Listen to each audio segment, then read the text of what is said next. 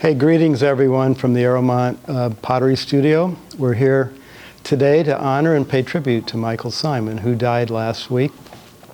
Here in this studio, Michael taught many workshops in the late 80s and up to the mid 90s. And also he was a presenter 3 times at the Arrowmont Utilitarian Clay Symposiums.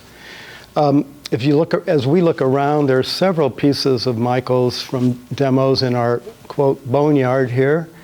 And we're fortunate to have those, and students still admire them and use them in our teaching of current workshops. Michael was a humble, quiet, and person with a kind soul.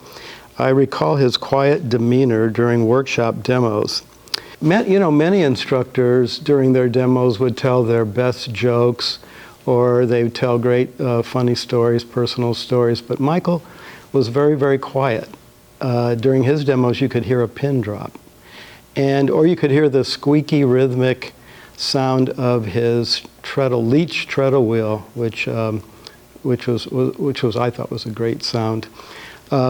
Students didn't seem to mind that he was quiet when he demonstrated, probably because of his amazing command of brushwork technique and the fact that he could take a large round form and paddle it or carve it and transform it into an amazing jar, like one of these Persian lidded jars here that is from our permanent collection.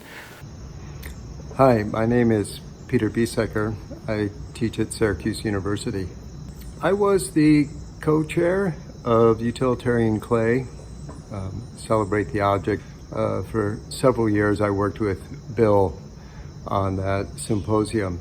Upon Michael Symon's passing, Bill and I were reminiscent on the telephone, and I was recalling one of the more wonderful moments of that symposium. Michael actually was at the symposium as a presenter, and on the last time, at the last panel called Potter's Favorite Pots, which actually was inspired by a conversation that Dave Shaner had with Bill. The idea is that a potter brings their favorite pots from home just to have on exhibit, and then at the end to discuss, in front of the entire audience, why that pot is important to them and why it moves them in the way that it does. Michael brought this very iconic Warren McKenzie lidded jar, faceted, with that beautiful moss green rebate glaze. And as it happened, Michael was just the last one to go. And so Michael talked about the pot, he talked about Warren, had a story about having repaired it like 5 times and so forth. And then Michael just kind of slaundered out of the spotlight and sat down, and it was odd that the audience knew that there was still something on his mind. And so Michael looked down at the pot and said, "It makes me think I'm living in a bigger world." And couldn't have been better said. Thank you, Michael. Michael's teacher is Warren McKenzie, who's the grandfather of pottery, as we all respect those who are into pottery.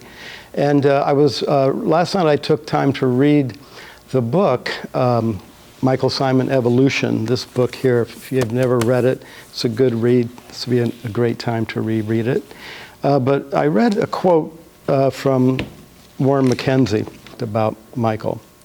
He says, "Mike's work has always been quiet and understated, but over the years has grown in power. Like so much that is quiet and understated, I believe his work will be appreciated and reveal its complexity only through repeated viewing and long exposure. He has made a significant contribution to contemporary ceramics." Somewhere around 1995-96, I invited Michael to teach again a workshop at Arrowmont, and he declined. And he just said he just didn't feel comfortable teaching workshops anymore. He didn't think he had any more to say. But he said he would continue, when invited, to continue coming back for Utilitarian Clay, which we are grateful for. But I found a quote about what Michael's thoughts were around 1994. He had married and Susan, and he liked being home. They had moved to a farmhouse. And so this is a quote from the same book, Evolution, Michael Simon. He says, I had given my spiel. I had been able to do it many times, tell people what I felt about the work and how my work developed. And I just didn't feel like I was able to put anything new or get anything out.